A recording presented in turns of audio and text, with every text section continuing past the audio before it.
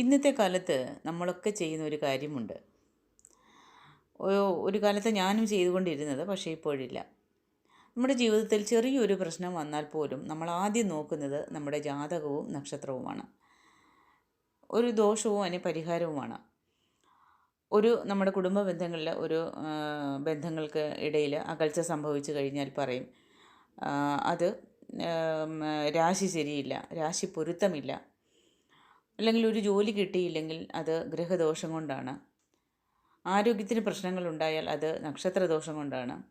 അപ്പോൾ നാം ആദ്യം തന്നെ നോക്കുന്നത് നമ്മുടെ ഗ്രഹങ്ങൾക്കും മേലാണ്. പക്ഷെ ഭഗവാൻ നമ്മളെ പഠിപ്പിച്ചത് മനസ്സിലേക്ക് നോക്കാനാണ്.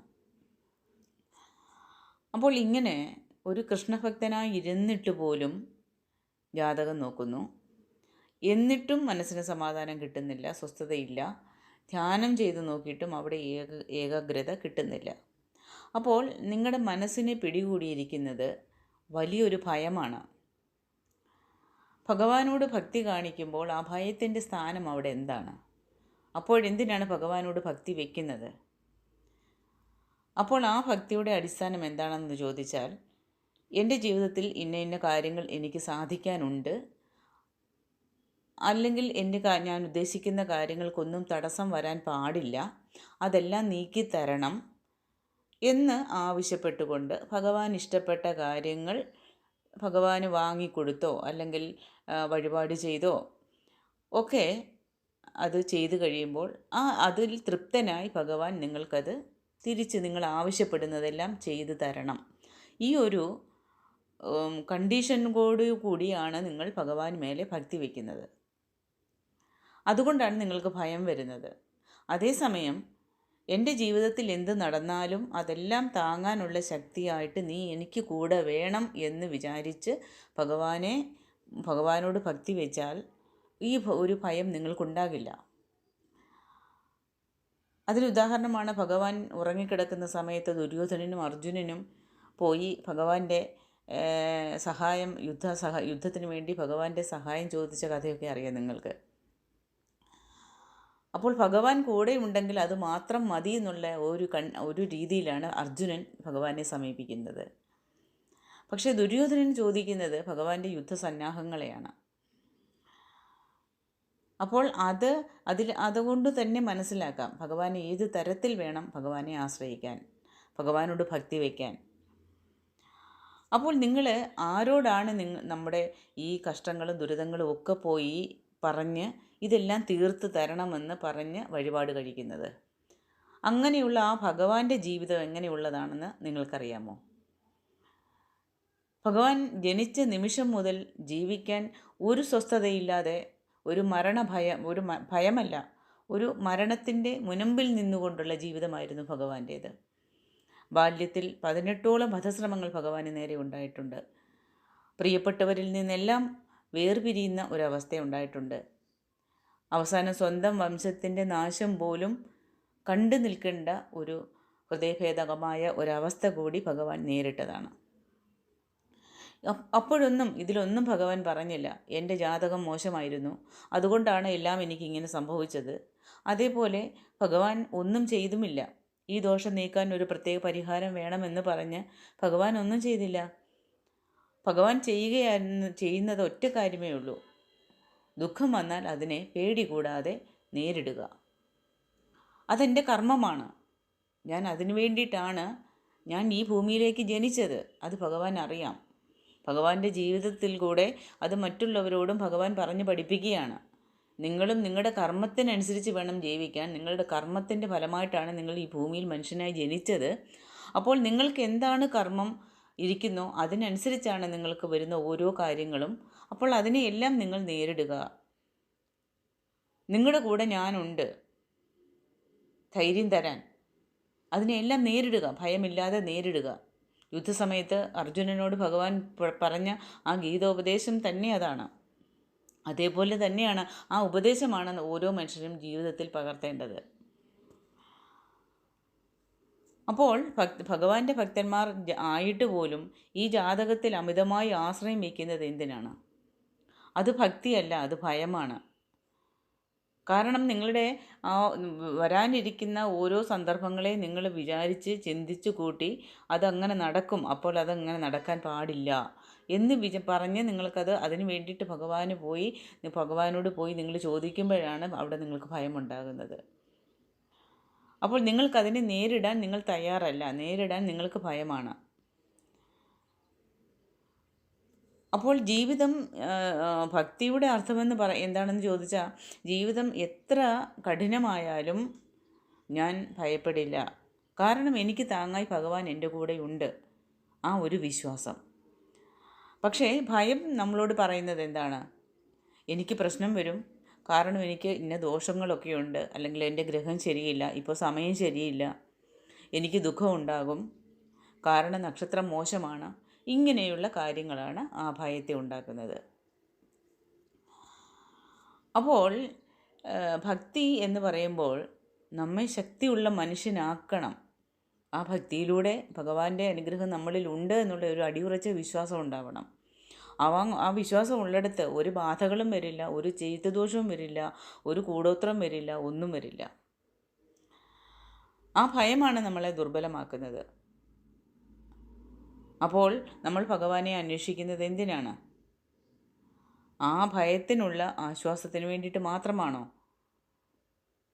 ഭഗവത്ഗീതയിൽ ഭഗവാൻ ഒരു കാര്യം മാത്രമാണ് ആവർത്തിച്ച് പറഞ്ഞിട്ടുള്ളത്: നിന്റെ കർമ്മം നിന്റെ ജീവിതത്തെ രൂപപ്പെടുത്തും. ജാതകത്തെയും നക്ഷത്രങ്ങളെയും കുറ്റപ്പെടുത്തി അതിനെ ഒഴിവാക്കാൻ ഭഗവാൻ ഒരിക്കലും പഠിപ്പിച്ചിട്ടില്ല. കാരണവശാൽ അങ്ങനെ ഒന്ന് നിങ്ങൾ അങ്ങനെ വിചാരിച്ചാൽ പോലും അത് നിൻ്റെ ജീവിതത്തിൻ്റെ സ്റ്റിയറിങ് നിങ്ങളുടെ കയ്യിലല്ല എന്ന് ആ ഒരു ജ്യോതിഷക്കാരൻ നിങ്ങളോട് പറഞ്ഞ് പഠിപ്പിച്ചിട്ടുണ്ടെങ്കിൽ, അതായത് നിങ്ങളുടെ ഗ്രഹദോഷമാണ് എന്ന്. പക്ഷേ ഭഗവാൻ എന്താണ് പറയുന്നത്? നിങ്ങളുടെ ജീവിതത്തിൻ്റെ വണ്ടി നിൻ്റെ കയ്യിൽ തന്നെയാണ്, അതിൻ്റെ സ്റ്റിയറിങ് നിൻ്റെ കയ്യിലാണ് എന്നാണ് ഭഗവാൻ പറയുന്നത്. അത് ആരുടെയും ഒരു ജ്യോത്സ്യക്കാരൻ്റെയും കയ്യിലല്ല. ജ്യോത്സ്യക്കാരനല്ല നിങ്ങളുടെ ജീവിതത്തിൻ്റെ വണ്ടി ഓടിക്കേണ്ടത്. അപ്പോൾ നമ്മുടെ ഗ്രഹങ്ങൾ ഏത് തരത്തിലായാലും അതിൻ്റെ എല്ലാം മറികടന്ന് പോകേണ്ടത് ഭഗവാനോടുള്ള ആഴത്തിലുള്ള ഭക്തി കൊണ്ടാണ്. അതാണ് ഭക്തി. ജാതകം നോക്കുന്നത് തെറ്റാണെന്ന് ഒരിക്കലും പറയാൻ പറ്റത്തില്ല. ജാതകം തെറ്റല്ല. പക്ഷേ അതിനെ വിധി എന്ന് കരുതുന്നതാണ് തെറ്റ്. അതിനെ പരിധി എന്ന് കരുതുന്നതാണ് തെറ്റ്. അത് ഒരു ജാതകം എന്ന് പറയുമ്പം നമ്മളിപ്പോൾ നോക്കുന്ന ഒരു കലണ്ടർ പോലെയാണ്. ഒരിക്കലും ജീവിതത്തെ റൂൾ ചെയ്യാൻ വേണ്ടിയിട്ടല്ല അത് ഉപയോഗിക്കേണ്ടത്. ആ ജീവിതത്തെ റൂൾ ചെയ്യുന്നത് ആ കലണ്ടറല്ല, ജീവിതത്തെ റൂൾ ചെയ്യുന്നത് നമ്മൾ തന്നെയാണ്. അപ്പോൾ അങ്ങനെ നാം ഭഗവാന്റെ ഭക്തരാണെന്ന് പറയുമ്പോൾ അതിൻ്റെ അർത്ഥം എന്താണ്? എനിക്കെന്ത് വന്നാലും ഞാൻ ഭയപ്പെടില്ല, എന്നെ നയിക്കാൻ ഭഗവാൻ ഉണ്ടെന്ന ഉറപ്പുണ്ട്.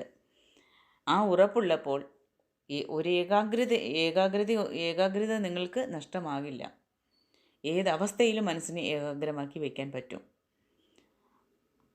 അപ്പോൾ ദൈവത്തോട് നമ്മൾക്ക് ഇത്രയ്ക്ക് അടുപ്പം, ഒരു ഭക്തി വെറുതെ അമ്പലത്തിൽ പോയി വഴിപാട് കഴിച്ചു പ്രാർത്ഥിച്ചു വന്നു പോയി അങ്ങനെയുള്ളതല്ല. ധ്യാനം ചെയ്യണം. അവനവൻ്റെ ശ്വാസത്തെ ശ്രദ്ധിച്ച് അതിലേക്ക് ആഴത്തിൽ പോയി കഴിയുമ്പോൾ ദൈവം നിങ്ങളോട് നേരിട്ട് സംസാരിക്കും. നിങ്ങളുടെ ദൈവം നിങ്ങളുടെ മനസ്സിലുണ്ട്. ആ ദൈവത്തിനോട് നിങ്ങൾക്ക് സംസാരിക്കണമെങ്കിൽ നിങ്ങൾ മൗനമായിട്ടിരിക്കണം. നിങ്ങൾ ധ്യാനം ചെയ്യണം. ആ ധ്യാനത്തിലൂടെ നിങ്ങളുടെ ദൈവം നിങ്ങളോട് സംസാരിക്കും. അപ്പോൾ എനിക്കെന്ത് വന്നാലും അത് ഗ്രഹങ്ങൾ തീരുമാനിക്കും എന്നുള്ള ആ ഒരു ചിന്ത നിങ്ങൾ മാറ്റിവെക്കുക. ഭഗവാനിൽ വിശ്വാസമുണ്ടെങ്കിൽ നക്ഷത്രത്തെ ഭയപ്പെടേണ്ട ഒരു ആവശ്യവുമില്ല. നമ്മുടെ വിശ്വാസം വലിയതാണെങ്കിൽ പരിഹാരങ്ങൾ അന്വേഷിച്ച് ഓടേണ്ട കാര്യമില്ല. നമ്മൾ മനസ്സിനെ പിടിച്ചു നിർത്താൻ പഠിക്കണം. നമ്മുടെ കർമ്മങ്ങളെ ശക്തിപ്പെടുത്തണം. നമ്മുടെ ധൈര്യമാണ് നമ്മുടെ ദിശയാകുന്നത്.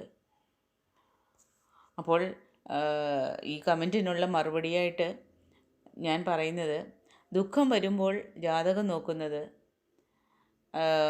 നമ്മുടെ ഈ എന്താ പറയുക, ഈ മേഘത്തെ കണ്ട് സൂര്യൻ മേഘം മറഞ്ഞ് കാർമേഘം വരുമ്പം സൂര്യനെ കാണാൻ പറ്റില്ല. അപ്പോൾ അതേപോലെ ആ സൂര്യൻ ഇല്ലെന്ന് കരുതുന്നത് പോലെയാണ് നമ്മൾ. സൂര്യൻ ആ ഒരു നമ്മുടെ ആ അജ്ഞതയുടെ അല്ലെങ്കിൽ ആ കാർമേഘമാകുന്ന അജ്ഞതയുടെ മറവിൽ നിൽക്കുകയാണ്. പക്ഷേ അവിടെ തന്നെ നിലനിൽക്കുന്നുണ്ട്, നമ്മൾക്കാണ് കാണാൻ പറ്റാത്തത്. അതേപോലെ തന്നെയാണ് നമുക്ക് ആ ഒരു ഭക്തി, ഭഗവാനോടുള്ള ഭക്തി നമ്മുടെ അന്ധവിശ്വാസങ്ങൾ കൊണ്ട് അടഞ്ഞിരിക്കുകയാണ്. ഈ അന്ധവിശ്വാസങ്ങളെ ആദ്യം എടുത്തു കളയുക. അപ്പോൾ നമ്മുടെ ജീവിതത്തിൽ ദോഷമൊന്നും ഭഗവാൻ വരുത്തത്തില്ല. നമ്മുടെ ജീവിത ഉദ്ദേശം എന്താണെന്ന് നമ്മൾ മനസ്സിലാക്കി അതിനനുസരിച്ച് ജീവിച്ചു കഴിയുമ്പോൾ തീർച്ചയായിട്ടും നമ്മുടെ ജീവിതം സുഗമമായിട്ട് മുന്നോട്ട് നീങ്ങും. അങ്ങനെ ആ ഒരു വിശ്വാസത്തിൽ നമ്മൾ പോകുമ്പോൾ കഷ്ടങ്ങളെല്ലാം എത്രയധികം വരും. നമ്മൾ അനുഭവിക്കേണ്ട കഷ്ടങ്ങൾ മാത്രമാണ് നമ്മൾക്ക് വരുന്നത്. പക്ഷേ ആ നമ്മൾക്ക് അനുഭവിക്കാൻ ശക്തിയുള്ള കഷ്ടങ്ങൾ മാത്രമേ ദൈവം നമ്മൾക്ക് തരുകയുള്ളൂ. അവിടെയാണ് നമ്മൾ ഭഗവാന്റെ കൂട്ടുപിടിക്കേണ്ടത്. അതായത് ഞാൻ പറഞ്ഞു വരുന്നത് എന്താണെന്ന് ചോദിച്ചാൽ, നമ്മൾ അനുഭവിക്കുന്നതെല്ലാം നമ്മുടെ കർമ്മഫലങ്ങളാണ്. അത് നമ്മൾ അനുഭവിച്ച് തന്നെ തീരണം. ഇപ്പോൾ നമ്മൾ അതിൽ നിന്ന് ഒരു വിഷമം നമ്മൾക്ക് നേരിടേണ്ടി വരും എന്നുള്ള ഒരു ചിന്തയിൽ നമ്മൾ അതിൽ നിന്നും നമ്മൾ എന്തെങ്കിലും ഒരു പരിഹാരം ചെയ്ത് നമ്മളതിനെ ഇല്ലാതാക്കാൻ ശ്രമിച്ചാൽ അതിൻ്റെ ഡബിളായിട്ട് വേറൊരു സൈഡിൽ കൂടെ നമ്മളത് അനുഭവിച്ച് തന്നെ തീർക്കണം. ഈ ഒരു കഷ്ടമല്ലെങ്കിൽ വേറൊരു കഷ്ടത്തിൽ കൂടെ ആ അനുഭവിക്കേണ്ട വേദന ഡബിളായിട്ട് അനുഭവിക്കേണ്ടി വരും. അപ്പോൾ നമ്മൾ ആ വേദനയ്ക്ക് മുന്നിൽ സറണ്ടർ ആകുന്നതല്ലേ നല്ലത്. ആ ദൈവത്തോടുള്ള ദൈവം എൻ്റെ കൂടെ ഉണ്ട്, ധൈര്യമുണ്ട് എന്നുള്ള ആ ഒരു മനോഭാവത്തോടെ ആ പ്രശ്നത്തെ ഫേസ് ചെയ്യാൻ നിൽക്കുമ്പോഴാണ് ആ പ്രശ്നം നമ്മൾക്ക് കുറച്ച് തരുന്നത്. എന്നാലും ആ പ്രശ്നം വരും. അപ്പോഴാണ് നമ്മൾക്ക് കണ്ണിൽ കൊള്ളാനുള്ളത് പുരികത്ത് കൊണ്ടുമാറുന്നത്. അത്രയ്ക്ക് നമ്മൾക്ക് ആഘാതം തരുന്ന ഒരു വിഷയത്തെ വളരെ ലഘുവായിട്ട് നമ്മൾ അതിനെ ഫേസ് ചെയ്യുന്നതായിട്ട് നമ്മൾക്ക് അനുഭവിക്കാൻ പറ്റും. അല്ലെങ്കിൽ നമ്മൾ ഒരിക്കലും നടക്കില്ല എന്നുദ്ദേശിച്ച ഒരു സംഭവം ആരെങ്കിലും മുഖാന്തരം അത് നടക്കുന്നതായിട്ട് നമ്മൾക്കത് അനുഭവപ്പെടും. അതാണ് ദൈവം നമ്മളോട് കൂടെ ഉണ്ട് എന്നുള്ള ആ ചിന്തയോടെ നമ്മൾ മുന്നോട്ട് പോകുമ്പോൾ ദൈവം നമ്മളിൽ പ്രവർത്തിക്കുന്ന ആ പ്രവർത്തനം. അങ്ങനെയൊരു ചിന്തയുള്ളവന് ഒരിക്കലും ഭയമുണ്ടാവില്ല. അങ്ങനെയുള്ളവരെ ഒരിക്കലും ഒരു ബാധ പ്രവേശിക്കില്ല. ബാധ എന്ന് പറയുന്നത് ഓരോരുത്തർ പറയുന്ന പോലുള്ള കാര്യങ്ങളല്ല. അത് നമ്മുടെ ചിന്തകൾ, ഇങ്ങനെയുള്ള അന്ധവിശ്വാസങ്ങളിൽ കൂടെ നമ്മൾ ചിന്തിച്ചു കൂട്ടുന്ന അതിൽ നിന്ന് നമ്മൾക്ക് വരുന്ന ഒരു എനർജിയാണത്. അപ്പോൾ ഇങ്ങനെ വിശ്വസിക്കുന്നവർ പിന്നെന്തിന് ദൈവത്തെ വിശ്വസിക്കണം? ദൈവത്തെ വിശ്വസിച്ചാൽ തീർച്ചയായിട്ടും ആ ഒരു നെഗറ്റീവ് ചിന്തകൾ ഒരിക്കലും നമ്മളിൽ വരില്ല. ഭഗവാന് പോലും നമ്മളെ രക്ഷിക്കാൻ പറ്റാത്ത അവസ്ഥ, ഭഗവാന് പോലും കഷ്ടതകൾ ഉണ്ടായിട്ടുണ്ട് അല്ലേ? അപ്പോഴും ഭഗവാൻ എങ്ങനെയാണ് അതിനാണ് ഈ പുരാണ കഥകളൊക്കെ ഈ കൊടുത്തിരിക്കുന്നത്. ഇതൊക്കെ പഠിക്കണം, അല്ലെങ്കിൽ കേൾക്കണം. അമ്പലങ്ങളിലൊക്കെ പോയി മറ്റ് നാടകങ്ങളും ബാലയൊന്നും കാണുന്നതിന് പകരം ഇങ്ങനെയൊക്കെയുള്ള പ്രഭാഷണങ്ങളൊക്കെ ഉള്ള സമയങ്ങളിൽ പോയി അമ്പലങ്ങളിൽ പോയി ഇരുന്ന് അതൊക്കെ കേൾക്കണം, മനസ്സിലാക്കണം, കഥകൾ മനസ്സിലാക്കണം, അതിനകത്തിരിക്കുന്ന ആന്തരാർത്ഥങ്ങൾ എന്താണെന്ന് മനസ്സിലാക്കണം. അപ്പോഴാണ് നമ്മുടെ എല്ലാ അന്ധവിശ്വാസങ്ങളിൽ നമ്മളിൽ നിന്ന് വിട്ടുപോകുന്നത്. കഥ കേട്ടു മറന്നു അങ്ങനെ പോകരുത്. അത് നമ്മുടെ ജീവിതത്തോടുമായി ബന്ധപ്പെട്ട കാര്യങ്ങളാണ് എല്ലാ പുരാണങ്ങളും അതുതന്നെയാണ്. അങ്ങനെ നമ്മൾ ഗ്രഹിച്ചു കഴിയുമ്പോൾ, അങ്ങനെ ഗ്രഹിക്കണമെങ്കിൽ നിങ്ങൾ ഒരു ദിവസം ഒരു 5 മിനിറ്റെങ്കിലും നിങ്ങൾ മൗനമായിട്ടിരിക്കാൻ പഠിക്കണം.